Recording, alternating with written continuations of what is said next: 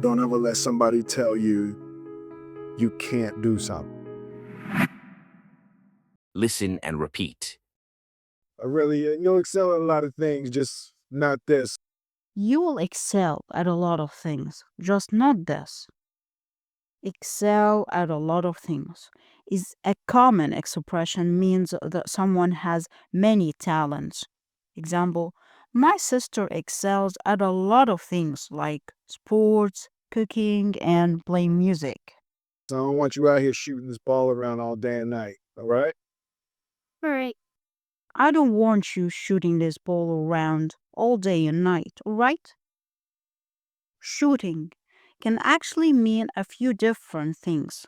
The most common is probably using a gun, like I told you before, right? So the act of firing a gun. But it can also be used to express playing sports like basketball or hockey.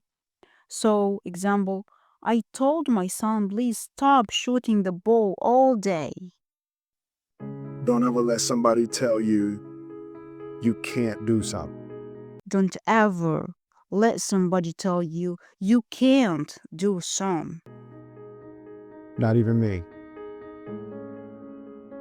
All right? You got a dream, you got to protect it. Not even me, all right? You got a dream, you gotta protect it. Protect. To protect means to keep someone or something safe. Example, a mother protects her child from danger. People can't do something themselves. They want to tell you you can't do it. People can't do something themselves. They want to tell you you can't do it. You want something, go get it. Period. If you want something, go get it. Period. Period. It usually means a specific duration of time, as a period of time or a school period. But here in this sentence, it means the end of the discussion. And this was our journey today. And don't forget to keep learning, keep exploring, and keep speaking English until we meet again. Bye.